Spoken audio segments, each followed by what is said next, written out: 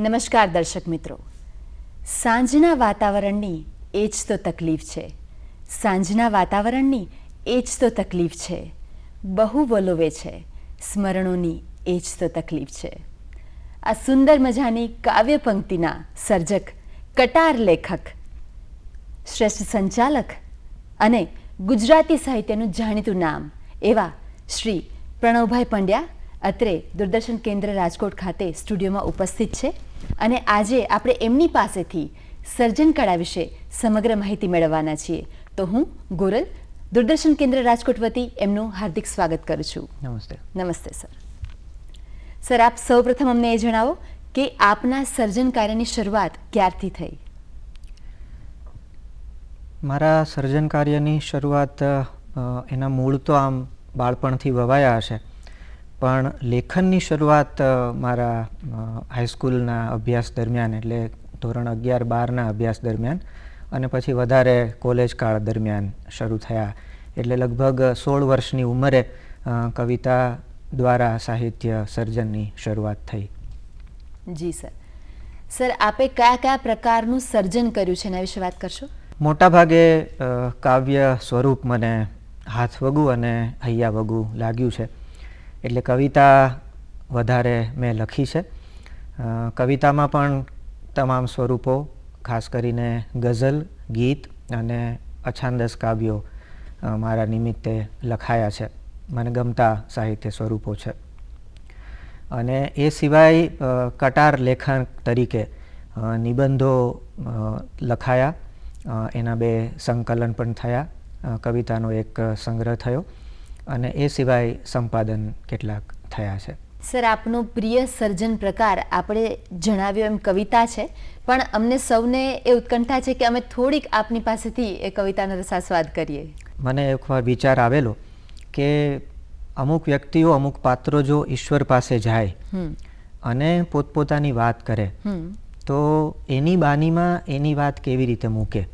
અને આ રચનાની એક મને આકર્ષે એવી બાબત એ થઈ કે 3 રચનાઓ થઈ અને ત્રણેય રચનાઓ બિલકુલ અડધી કલાકથી ઓછા સમયમાં સર્જાઈ.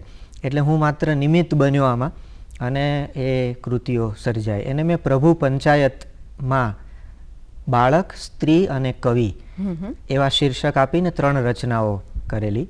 તો એમાં પ્રભુ પંચાયતમાં સ્ત્રી એવી મારી ગઝલ છે, જેમાં એક સ્ત્રી, ગ્રામીણ વિસ્તારની સ્ત્રી જો ઈશ્વર પાસે જાય તો પોતાની વાત કેવી રીતે મૂકે એ સંવેદન મેં ઝીલવાનો પ્રયત્ન કર્યો છે. તો સ્ત્રી જાય છે પ્રભુ પાસે ને વાત કરે છે કે ભેદ આવો તો ના રખાય પ્રભુ, ભેદ આવો તો ના રખાય પ્રભુ, આ તરફ પણ નજર નખાય પ્રભુ. ભેદ આવો તો ના રખાય પ્રભુ, આ તરફ પણ નજર નખાય પ્રભુ.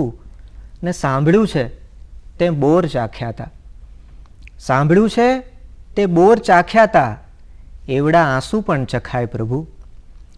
ને ચીર પૂર્યાતા કદી તે મારા, કેટલાક સંદર્ભો છે આમાં દ્રૌપદીનો, કે ચીર પૂર્યાતા કદી તે મારા, પીડ મારી નહીં પૂરાય પ્રભુ. ને સાંભળ્યું છે તે બોર ચાખ્યા હતા, એવડા આંસુ પણ ચખાય પ્રભુ. ચીર પૂર્યાતા કદી તે મારા, પીડ મારી નહીં પૂરાય પ્રભુ. ને તો થયું શું કે હું નથી પથ્થર, પેલો અહલ્યાનો સંદર્ભ છે આમાં, કે તો થયું શું કે હું નથી પથ્થર, માણસાઈને ના અડાય પ્રભુ. ને રાત, રસ્તો, ઋતુ કે રાંધણિયું, રાત, રસ્તો, ઋતુ કે રાંધણિયું, હર જગા મારાથી દજાય પ્રભુ. ને મારી દીકરી જુવારા વાવે છે, ક્યાંક મારા સમી ન થાય પ્રભુ. ને સ્ત્રીનો સ્વભાવ સમાધાનકારી હોય, એટલે એને એમ થયું કે આ ભગવાનને બહુ જાજુ મારાથી કહેવાઈ ગયું, એટલે છેલ્લા શેરમાં આ સમાધાનનો સૂર આવ્યો કે વેણ કર્કશ જણાશે મારા પણ, વેણ કર્કશ જણાશે મારા પણ, વાંસળીથી ચૂલો ફૂંકાય પ્રભુ. વેણ કર્કશ જણાશે મારા પણ, વાંસળીથી ચૂલો ફૂંકાય પ્રભુ. ભેદ આવો તો ના રખાય પ્રભુ, આ તરફ પણ નજર નખાય પ્રભુ. અને બાળક જાય તો ઈશ્વરને શું કે પંચાયતમાં કે હોમવર્ક વહેલું પૂરું થાય પ્રભુ, હોમવર્ક વહેલું પૂરું થાય પ્રભુ, તો તને આવીને મળાય પ્રભુ. ને તે મસ્તી તો બહુ કરેલી નહીં, તે મસ્તી તો બહુ કરેલી નહીં, કેમ મારાથી ના કરાય પ્રભુ. ને પેલું શિવલિંગ પણ પાણી ટપકે છે ને એક બાળક અચરજથી કહે છે કે આ શું ટપટપથી રોજ નાવાનું, આ શું ટપટપથી રોજ નાવાનું, પહેલા વરસાદમાં નવાય પ્રભુ. ને રોજ રમીએ અમે એ મેદાને, રોજ રમીએ અમે એ મેદાને, કેમ મંદિર નવું ચણાય પ્રભુ. ને આખી દુનિયાને તું રમાડે છે, આખી દુનિયાને તું રમાડે છે, મારે દહીં દૂધમાં રમાય પ્રભુ. અને છેલ્લો શેર છે કે બળથી બાળક તને જો વંદે તો, બળથી બાળક તને જો વંદે તો, બાળ મજદૂરી ના ગણાય પ્રભુ. હોમવર્ક વહેલું પૂરું થાય પ્રભુ, તો તને આવીને મળાય પ્રભુ.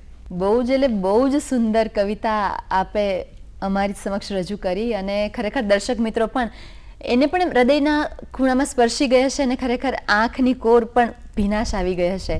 સર, હવે આગળ વધ્યા આપણા કાર્યક્રમ તરફ, તો હવે મને પૂછવાની ઈચ્છા એ થાય કે કાવ્યની રચના આપ કરો એ પહેલાં વિષય પસંદગી ચોક્કસ કરવી પડતી હશે, તો કયા કાવ્ય પર કયા વિષયને લઈને કયું કાવ્ય રચવું એ ખૂબ મોટો પ્રશ્ન થઈ પડતો હશે, તો આપ એ વિષયની પસંદગી કેવી રીતે કરો છો? કવિતા કે સાહિત્ય એ જીવન પ્રત્યેનો તમારો અભિગમ છે. ઘટના કોઈ બને છે, કોઈ દ્રશ્ય તમે જુઓ છો, તો એના કેવા આંદોલનો તમારા ભીતરમાં સર્જાય છે, એના ઉપરથી તમને એમ લાગે, એની તીવ્રતા કદાચ એનું સ્વરૂપ નક્કી કરતી હશે. કોઈ એવી ઘટના બની હોય ને એવો ધક્કો લાગે તો એમ થાય કે આના પર આપણે કવિતા લખી શકીએ અથવા તો લખવી જોઈએ, અથવા તો આપણને અંદરથી એવો એક વિચાર આવે કે આ વિશે મારે મારો પ્રતિભાવ, મારો વિચાર, મારા સંવેદનો રજૂ કરવા જોઈએ. તો જીવન છે એ બહુ જ વ્યાપક છે અને જીવનની બનતી તમામ ઘટનાઓ છે, વ્યક્તિઓ છે, લોકો છે, માણસ છે, પશુઓ છે, વૃક્ષો છે, વનસ્પતિ છે, આ બધા પ્રત્યેના મારા સંવેદનો, આ બધામાં મને કંઈક ને કંઈક જડતું રહે છે, કંઈક ને કંઈક એવું બનતું રહે છે અને એમાંથી આપણને કંઈક ને કંઈક સર્જન કરવા જેવું જડતું રહેતું હોય છે. તો આ જે જીવનનું આખું ફલક છે એ આપણને પૂરતી મોકળાશ આપે છે કે આપણે એમાંથી કંઈક ને કંઈક પ્રતિભાવ રૂપે આપણો ભાવ વ્યક્ત કરી શકીએ.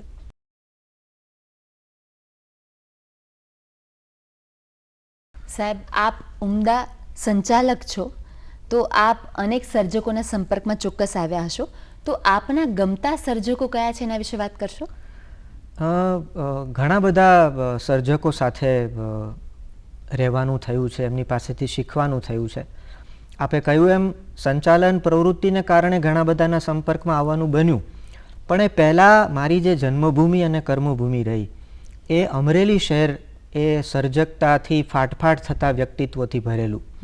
એમાં ખાસ કરીને રમેશ પારેખ, જે આપણી ભાષાના એક યુગંધર કવિ આપણે કહીએ, તો રમેશ પારેખની સાથે ખૂબ જ રહેવાનું બન્યું. એ વખતે મારી શીખવાની ઉંમર, અને તમે જ્યારે શિખર પર હો ત્યારે તમારે જમીન પર કેમ તમારા પગ ટકાવવા, તમે સફળ હો અને છતાં પણ તમારે નવી પેઢીને કઈ રીતે માર્ગદર્શન આપવું, માણસ તરીકે પણ તમારે કઈ રીતનું વર્તન કરવું, આ બધું રમેશ પારેખ નામના વ્યક્તિમાં ફાટોફાટ ભરેલું હતું.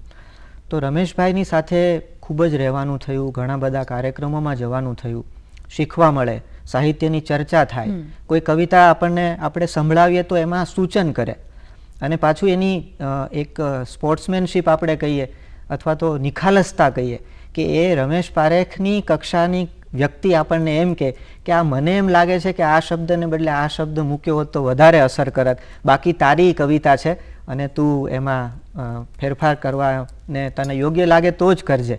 તો આ જે એક પોત આપણું ઘડાતું જાય છે, કેમ કે આફ્ટર ઓલ આ આખી એક ઘડાવાની પ્રક્રિયા છે, ઘડતરની પ્રક્રિયા છે. તો આ રમેશ પારેખ સાથે ઘણું બધું રહેવાનું થયું, શીખવાનું થયું. સંચાલનના કારણે ઘણા બધા કવિઓ, ભગવતી કુમાર શર્મા હોય, સુરેશ દલાલ હોય, વિનોદ જોશી હોય, આ બધાની સાથે, અને સંગીતના કાર્યક્રમો હોય તો આપણા જે સુગમ સંગીતના દિગ્ગજ કલાકારો છે, પુરુષોત્તમ ઉપાધ્યાય હોય, રાસબિહારી દેસાઈ હોય, આ બધાની સાથે રહી રહીને થોડું થોડું કંઈક ને કંઈક આપણને, કારણ કે આ સ્વરૂપો જુદા છે, આ માધ્યમો જુદા છે, પણ આફ્ટર ઓલ તો આ વાત તો આપણા સાહિત્યની છે, આપણી કલાની છે, આપણી સંસ્કૃતિની છે, આપણી અસ્મિતાની છે. તો એમની પાસેથી ઘણું બધું શીખવા મળે.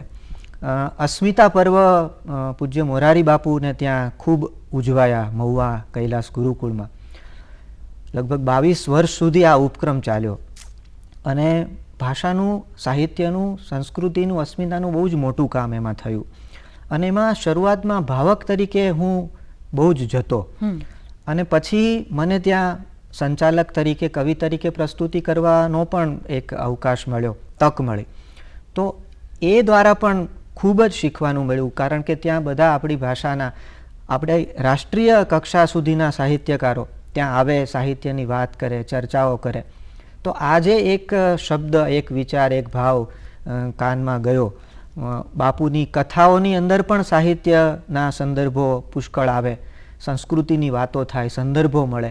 તો આ બધાની અંદર રહી રહીને ધીમે ધીમે શીખવાનું મળે એવું મને લાગે છે. ઘણા બધા વર્ષોનો બહોળો અનુભવ અને બધા સાથેનો સહવાસ, એક સર્જકની કંઈક વિશેષતા હોય તો બીજા સર્જકની કંઈક વિશેષતા, એટલે અલગ અલગ વિશેષતાઓનો સમૂહ તમારા સાથે મળ્યો ને એ તમારું ભાથું છે અને જેને આપ અત્યારે આગળ લઈને ચાલી રહ્યા છો. સર, હવે ગુજરાતી ભાષાના સર્જકો સિવાય અન્ય એવા કયા સર્જકો છે જે બીજી ભાષાઓના હોય અને આપ એને વાંચતા હો? હિન્દી સાહિત્યમાં, કવિતાઓમાં અને ઇવન ગદ્ય સાહિત્યમાં પણ, નિબંધમાં પણ ઘણા બધા સાહિત્યકારોને હું વાંચું છું. કેદારનાથ સિંહ હોય કે આજની કક્ષાના જે ગઝલ સાથે કામ પાડતા ગઝલકારો હોય, એ બધાને વાંચવાનું મળે, વાંચવાનું થાય. એમાંથી કંઈક ને કંઈક શીખવાનું મળે, સંદર્ભો મળે, વિચારો તો મળે, પણ એની અદાયગી, એમાં જે નાવીન્ય છે એને કઈ રીતે મૂક્યું છે. તો ભાવ તો લગભગ સરખો છે, એક સરખો છે. પ્રાચીન સાહિત્યથી લઈને અર્વાચીન સાહિત્ય સુધી તમે જુઓ અને કોઈ પણ ભાષાનું સાહિત્ય જુઓ, મનુષ્ય મનના સંવેદનો છે એ તો એ જ રહેવાના છે, ભાવ નથી બદલવાનો. પણ આ એકના એક ભાવને કોઈ સર્જક કઈ અલગ રીતે મૂકે છે, તો એમાંથી ચોક્કસપણે આપણને કંઈક ને કંઈક શીખવા મળે. એટલે હિન્દીમાં અજ્ઞેય હોય કે દુષ્યંત કુમાર હોય, તો આ બધાને વાંચવું આપણને ગમે. બીજી ભાષાઓ જે આપણને ન આવડતી હોય પણ એના અનુવાદો થયા હોય, એ વાંચીને પણ આપણને કંઈક ને કંઈક આનંદ આવે. એટલે અનુવાદો પણ મને વાંચવા ગમે છે અને હું વાંચું છું. વિશ્વ સાહિત્ય ભણ્યું છું અને એ રીતે અંગ્રેજી સાહિત્યના કવિઓ એને પણ વાંચ્યા છે, એના અનુવાદો પણ વાંચ્યા છે, અનુવાદો કરતો પણ થયો છું. વિશ્વ કવિતાઓના અનુવાદો ધીમે ધીમે કરી રહ્યો છું. અને સંસ્કૃતના જે આપણા સર્જકો થયા, એ આપણને કોઈને કોઈ રીતે વેદના મંત્રો છે, ઉપનિષદના મંત્રો છે, તો એને આજની કવિતામાં કઈ રીતે મૂકી શકાય. તો કેટલીક એવી કવિતાઓ પણ મેં લખવાનો પ્રયત્ન કર્યો. જેમ કે આપણે યજ્ઞ કર્મની અંદર ઇદમ ન મમ નો જે મંત્ર છે એને મેં ગઝલનો રદીફ બનાવીને એના ઉપર ગઝલ કહી છે. પછી પૂર્ણમેવા વશિષ્યતે એ આપણો મંત્ર રહ્યો, તો એને પણ મેં ગઝલ એના વિશે લખવાનો પ્રયત્ન કર્યો. ચરે વેતી એને પણ ગઝલમાં લાવવાનો પ્રયત્ન કર્યો. પછી આપણા જે પાત્રો છે બધા, રામાયણના ભક્તિધારાના પાત્ર હોય, પછી એ શબરી હોય, ત્રિજટા હોય, સ્વયંપ્રભા હોય, કેટલાક ઓછા જાણીતા પાત્રોની વાત આપણે ત્યાં થઈ છે. એવું એક પાત્ર રામાયણનું શત્રુઘ્નનું છે, રામના ભાઈ સૌથી નાના શત્રુઘ્ન. તો બહુ જ ઓછી વિગત આપણને સાહિત્યમાં એની પાસેથી મળે. તો મને એવો વિચાર આવે કે આ શત્રુઘ્ન આજની આ સમયમાં જો એને પોતાની અભિવ્યક્તિ કરવી હોય, અથવા તો એ સમયે એના મનમાં શું યુદ્ધ ચાલતું હશે. કેમ કે રામ બહાર છે, વનવાસમાં ગયા છે, લક્ષ્મણ એની સાથે ગયા છે, ભરતે ચિત્રકૂટમાં પાદુકાનું સ્થાપન કર્યું છે અને ત્યાંથી એનો સેવાભાવ, એનો ભક્તિભાવ પ્રગટ કરી રહ્યા છે. પણ શત્રુઘ્નનો ઉલ્લેખ ક્યાંય થયો નથી. તો એ વખતે એમના મનની અંદર કેવા આંદોલનો જાગ્યા હશે, ભાવ સંવેદનો કેવા હશે, તો એનું સંવેદન પણ મેં વ્યક્ત કરવાનો પ્રયત્ન કર્યો છે. તો આ બધા સાહિત્ય વાંચીને આપણને પ્રેરણા થાય, એમાંથી કંઈક શીખવા, જાણવા કે ઇવન સર્જનની પ્રેરણા પણ મળે. એટલે આ ચારે ચાર ભાષાઓ ની અંદર શિષ્ટ સાહિત્ય વાંચવાનું બને. સાહેબ, આપ કેટલા વર્ષોથી સર્જન કાર્ય સાથે સંકળાયેલા છો? લગભગ 30 વર્ષ થયા. પહેલાં વાંચવાનું થયું અને પછી લખવાનું જ્યારે થયું, લગભગ 16-17 વર્ષની ઉંમરે લખવાનું શરૂ થયું, તો લગભગ 30 વર્ષથી સર્જન ક્ષેત્રે, કવિતાના ક્ષેત્રે, નિબંધના ક્ષેત્રે કામ કરવાનો પ્રયત્ન કરી રહ્યો છું. સર્જન પછી હવે સંપાદન તરફ આગળ વધ્યા છો, તો આ સંપાદનના કાર્ય તરફ આગળ વધવાનું કેવી રીતે શક્ય બન્યું? આપણે ત્યાં સંપાદન એક કલા તરીકે, એ પણ એક કલા જ છે. કારણ કે એટલું બધું પીરસ્યું હોય, એમાંથી ચૂંટવું, પસંદ કરવું. આપણે ત્યાં પુષ્ટિ સંપ્રદાયની અંદર માળા ધરવાની હોય તો એમાં પણ તમે ફૂલ કેવું ચૂંટો છો, એના માપદંડ હોય. તો લોકો સમક્ષ જે માતબર સાહિત્ય પીરસાયેલું પડ્યું છે, એમાંથી ચૂંટવું, સ્વરૂપગત રીતે ચૂંટો, એનું ચયન કરો, ભાવગત રીતે એનું ચયન કરો, તો સંપાદનનો મહિમા રહ્યો છે. બીજું કે આજના સમયમાં લોકો પાસે એટલો બધો સમય નથી કે કોઈ એક સર્જકનું તમામ સાહિત્ય એ વાંચે. તો પ્રતિનિધિ કહી શકાય એવું એનું ચયન કરવું એ ખૂબ આવશ્યક પણ ખરું. અને એટલે મને એવું થયું કે આ સંપાદન પણ એક કરવા જેવી વિધા છે. અને એમાં મેં થોડું થોડું કામ કર્યું. ખાસ કરીને રમેશ પારેખનું સમગ્ર સાહિત્યનું સંપાદન કર્યું. પછી રમેશ પારેખના ચૂંટેલા પ્રતિનિધિ કાવ્યો આદ્યકવિ નરસિંહ મહેતા સાહિત્ય નિધિ ટ્રસ્ટ દ્વારા એ પ્રકાશિત થયું. અને એવી જ રીતે એ જ ટ્રસ્ટ દ્વારા કવિ જયંત પાઠકની પ્રતિનિધિ કવિતાઓ, એનું પણ સંપાદન મેં કર્યું. રમેશ પારેખના બાળ સાહિત્યનું સંપાદન હું હાલમાં કરી રહ્યો છું અને ટૂંક સમયમાં એ પ્રકાશિત થશે, જેમાં બાળ વાર્તાઓ, બાળ કાવ્યો અને એની કિશોર કથાઓ એક સાથે બધાને મળી રહે સ્વરૂપગત રીતે, એ રીતે કામ કર્યું છે.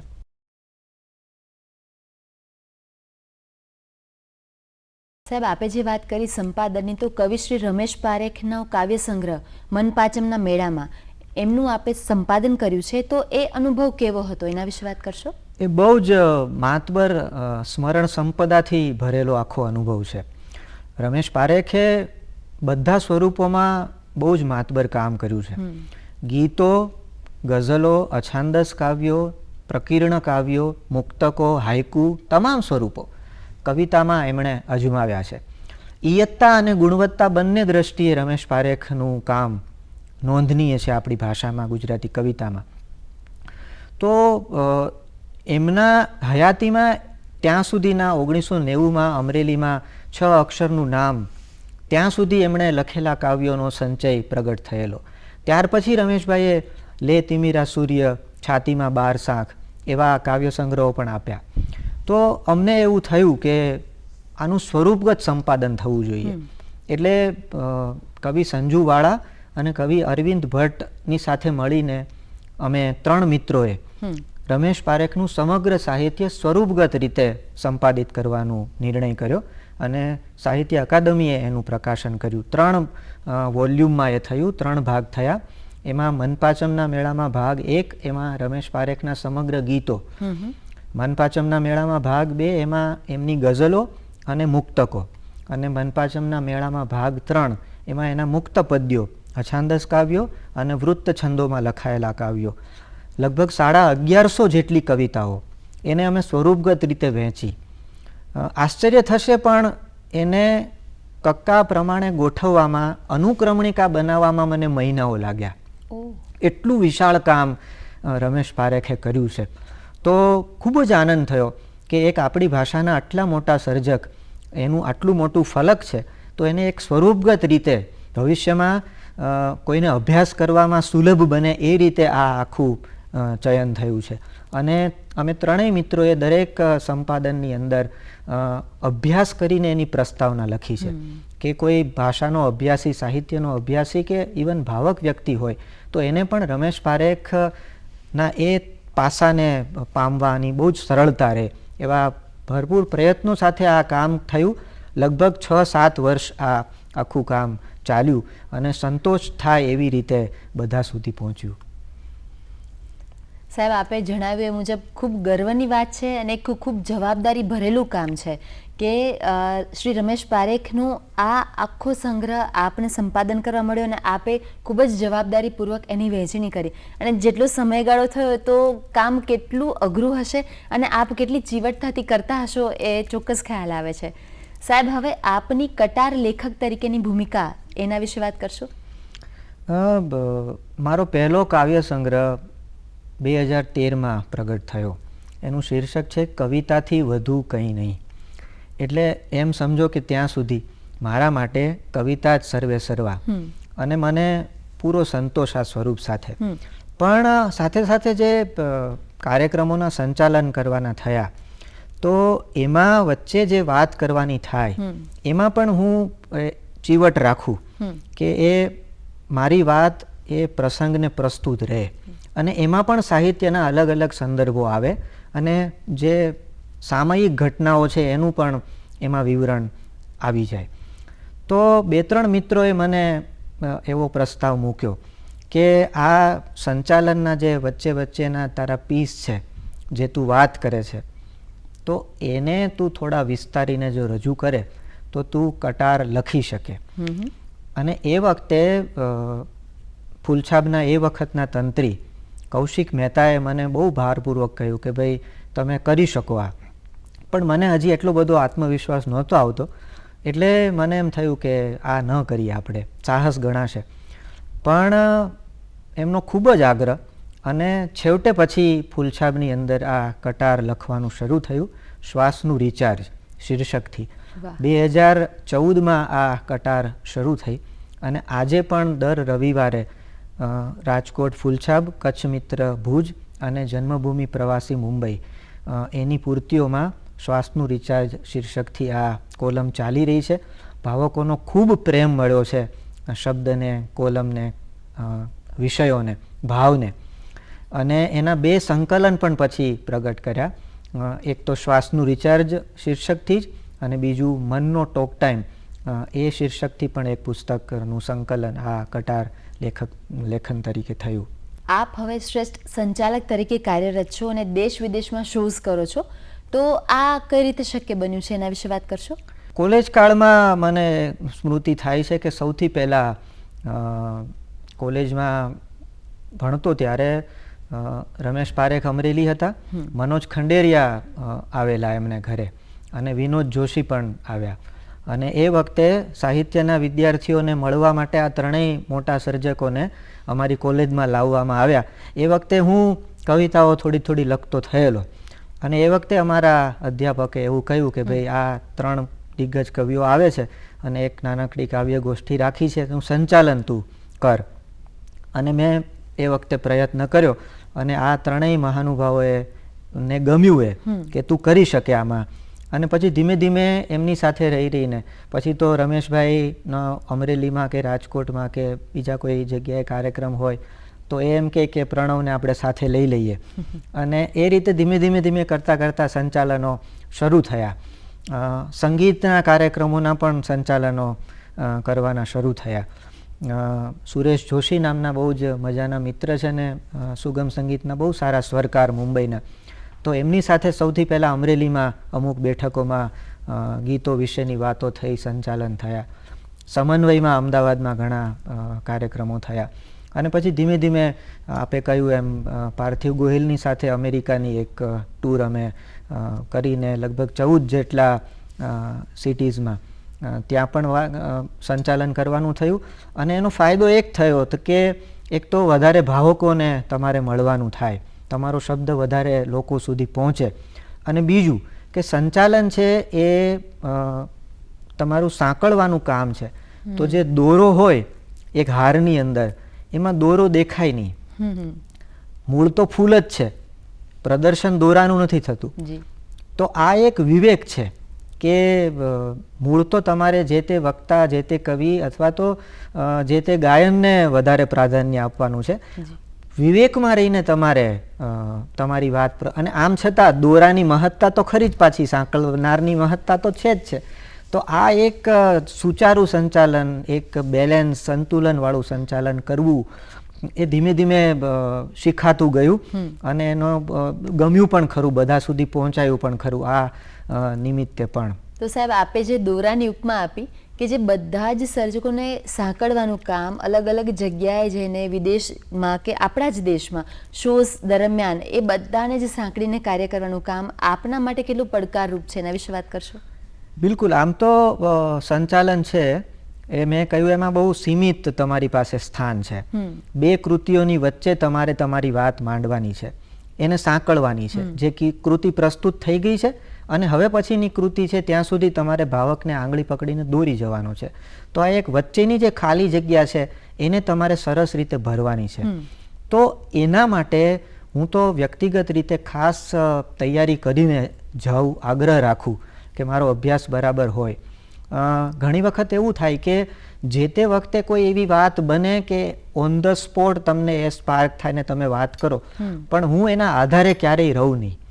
એવું પુષ્કળ વાર બન્યું છે કે ઓન ધ સ્પોટ કંઈક તમને એવું સૂજે કે જેને બહુ જ લોકો પસંદ કરે, પણ એના આધારે બેસી રહેવું એ મને યોગ્ય ન લાગ્યું.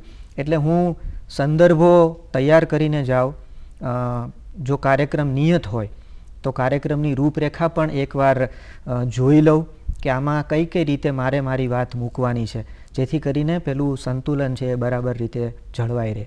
તો આજે પણ મને એમ લાગે છે, આપણે યોગ્ય શબ્દ વાપર્યો કે પડકારરૂપ છે અને એ પડકારને પહોંચી વળવા હું આજે પણ પરિશ્રમ કરતો રહું છું. પહેલાંના સમય કરતાં અત્યારે ગુજરાતી શૈલીમાં લેખન કાર્યમાં પરિવર્તન ચોક્કસ આવ્યું છે. તો આપ એ જર્નીના સહભાગી છો અને એવું કહી શકાય કે સાક્ષી પણ છો. તો આપને શું લાગે છે કે કેવા કેવા પરિવર્તનો અત્યારે ગુજરાતી શૈલીમાં આવ્યા છે? હવેનો જે સમય છે, આમ તો સાહિત્ય છે એ સ્વીકારનો મહિમા કાયમ કરતો રહ્યો છે અને સમયાંતરે આ પરિવર્તનો થતા આવ્યા છે અને થતા રહેવા જોઈએ. પરિવર્તન થશે તો જ એનો સ્વીકાર જે તે સમયમાં થશે. તો આજની જે આ પેઢી છે, જે થોડી ઉતાવળી છે, જેની પાસે ટેકનોલોજી માટે વધારે આકર્ષણ છે, તો એના સુધી પહોંચવા માટે ચોક્કસપણે ભાષાકીય સ્વીકારો થયા છે, પરિવર્તનો થયા છે. એને ગમે એવી વાતો થઈ છે એ થવી જોઈએ અને થતી રહી છે. ડિક્શન બદલાયું છે, શૈલી બદલાઈ છે, સંવાદો બદલાયા છે. વર્તમાન સમયના જે પ્રશ્નો છે એને વાચા આપતું સાહિત્ય છે એ વધારે સર્જાય છે. કોઈને પ્રેરણા મળે, મોટિવેશનલ લિટરેચર, પ્રેરણાત્મક સાહિત્યનો હમણાંથી ખૂબ જ સ્વીકાર થઈ રહ્યો છે અને લોકો એને સ્વીકારી રહ્યા છે એટલે એનું સર્જન પણ અલગ અલગ સ્વરૂપે થતું રહ્યું છે. તો સમયાંતરે આ જે સમયની માંગ છે, અલબત્ત સર્જક ક્યારેય પણ સમયની માંગ પ્રમાણે ન લખતો હોય, પણ છતાં પણ જે સમયનો સ્વીકાર એણે કરવો રહ્યો અને એ રીતે આ પરિવર્તનો આપણે જોઈ શકીએ છીએ. શબ્દો અંગ્રેજીના, હિન્દીના, શૈલી, બોલચાલની ભાષામાં થતી કવિતાઓ, વાર્તાઓ, કથાઓ, તો આ બધું વર્તમાનમાં આપણે અનુભવી શકીએ છીએ. આપને સર્જન માટે થઈને અનેક પારિતોષિક પણ મળેલા છે. તો એ વાત અને સાથે પારિતોષિક લેતી વખતે આપની લાગણી, એના વિશે વાત કરશો? જે કાવ્ય સંગ્રહ થયો, કવિતાથી વધુ કંઈ નહીં, એને સમન્વય અને ગુજરાત સમાચારનું રાવજી પટેલ યુવા સાહિત્ય પુરસ્કાર મળ્યો. એ સિવાય જે મનનો ટોક ટાઈમ પુસ્તક થયું છે એને ગુજરાતી સાહિત્ય પરિષદનું વિષ્ણુપ્રસાદ ત્રિવેદી શ્રેષ્ઠ ચિંતનાત્મક પુસ્તક તરીકેનું પારિતોષિક મળ્યું. INT ઇન્ડિયન નેશનલ થિયેટર દ્વારા શૈદા પુરસ્કાર મારી કવિતાને પ્રાપ્ત થયો. કલાપી એવોર્ડ પણ મને મળ્યો છે અને હમણાં ભાવનગરમાં પણ એક સન્માન, કિસ્મત કુરેશી ગઝલ સન્માન, એ પ્રાપ્ત થયું છે.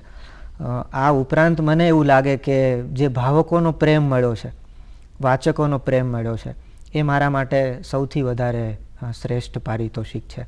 અને જ્યારે જ્યારે શબ્દને સન્માન મળે છે ત્યારે પહેલાં તો હું એવું સ્વીકારું કે આ મારું સન્માન નથી થતું, પણ મારા શબ્દનું સન્માન થાય છે. અને જે શબ્દનો સ્વીકાર થાય છે તો સાથે સાથે જવાબદારી પણ એટલી લાગે છે કે આ સન્માન મળ્યા પછી, આ સ્વીકાર મળ્યા પછી આપણી જવાબદારી બને છે કે આપણે શબ્દને વધુને વધુ સાધીએ અને વધુને વધુ ભાવને આપણે લોકો સુધી પહોંચાડીએ. યુવા પેઢીને આપનો સંદેશ શું હોઈ શકે? યુવા પેઢીને જીવન સૌથી વધુ સંદેશ આપનારું છે. કવિતાના ઘણા બધા ઉદ્દેશ આપણા કાવ્ય મીમાંસકોએ આપ્યા, પણ મને એમ લાગે છે કે એનો ઉદ્દેશ એકમાત્ર આનંદ હોય. આમ તો યશ માટે તમે સર્જન કરો, તમે વિત્ત મેળવવા માટે પણ સર્જન કરો, ઉપદેશ આપવા માટે કે સંદેશ આપવા માટે પણ સર્જન કરો, પણ સૌથી વધુ મને જો સાહિત્યનો કલાનો ઉદ્દેશ લાગ્યો હોય તો એ સ્વાંતઃ સુખાય છે, આનંદ છે. તો આજની પેઢી નિજાનંદ માટે જે બીજા માધ્યમો તરફ વળી છે એને બદલે એટલું બધું સત્વ આપણા સાહિત્યકારોએ આપણને પીરસ્યું છે. સમય ભલે જુદો હોય પણ દરેક યુગને સ્પર્શી શકે એવા ભાવ સંવેદનો, વિચાર સંવેદનો આપણા સાહિત્યકારોએ આપણને આપ્યા છે, પીરસ્યા છે, મૂક્યા છે. તો આજની પેઢી, આજનો યુવા ભલે એને ગમે એ માધ્યમથી પણ આપણા સાહિત્ય તરફ, આપણી સંસ્કૃતિ તરફ અભિમુખ થાય અને આપણે વર્તમાન સમયમાં જે એક સંવેદનહીનતા તરફ વળતા જઈએ છીએ એને બદલે વધુ સંવેદનશીલ બનીએ, એ માટે વધુને વધુ સાહિત્ય તરફ જાય, વધુને વધુ કલા તરફ જાય, વધુને વધુ સર્જન તરફ જાય, એવી મારી કામના છે. આપ અત્રે આવ્યા અને અમને જેમ શ્વાસનો રિચાર્જ, એમ અમને સાહિત્યિક રિચાર્જ કર્યા, એ બદલ દૂરદર્શન કેન્દ્ર વતી આપનો ખૂબ ખૂબ આભાર. ખૂબ ખૂબ આભાર, ખૂબ ખૂબ આનંદ, ખૂબ ખૂબ આભાર.